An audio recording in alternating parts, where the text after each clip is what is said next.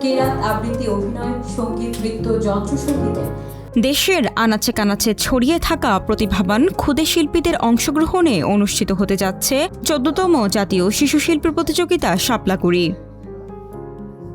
খুব শিগগিরই চ্যানেল আইতে প্রচারিত হতে যাওয়া এই অনুষ্ঠানে দেশের ১২টি জোন থেকে প্রাথমিক বাছাই শেষে মূল প্রতিযোগিতারা চূড়ান্ত পর্বে লড়াই করবেন।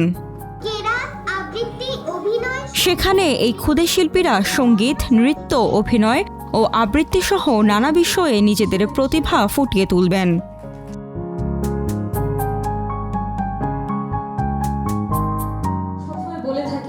অনুষ্ঠানে অংশ নেওয়া প্রতিযোগীদের উৎসাহ দিতে উপস্থিত ছিলেন সমাজ কল্যাণ এবং মহিলা ও শিশু বিষয়ক মন্ত্রী ডক্টর AZM জাহিদ হোসেন, সাবেক মন্ত্রী বাবু ঈশ্বরচন্দ্র রায় এবং চ্যানেল আইয়ের ব্যবস্থাপনা পরিচালক ও শিশু সাহিত্যিক জনাব ফরিদুর রেজা সাগর। জিয়া শিশু একাডেমি যেটি এক সময় টিভিটা বন্ধ হয়ে যাওয়ার কারণে আজকে মাননীয় প্রধানমন্ত্রী যেটা উদ্বোধন করেছিলেন, আলহামদুলিল্লাহ হাঁটি পা করে আজকে তার ১৪তম বিভিন্ন প্রতিবন্ধকতা প্রতিকূলতা ওভারকাম করে চ্যানেল আইকে এটার সাথে সংযুক্ত করতে পেরেছে। শাপলাকুড়ির মাধ্যমে নতুন করে যাত্রা শুরু করলো চ্যানেল আইয়ের হাত ধরে।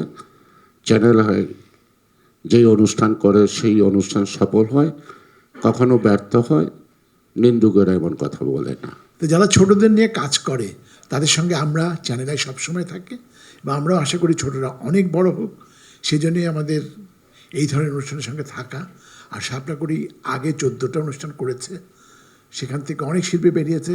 15ই ফেব্রুয়ারি শাপলাকুড়ি পুরস্কার বিতরণ করে, এবং এটিই ছিল বেগম খালেদা জিয়ার শেষ প্রতিযোগিতা।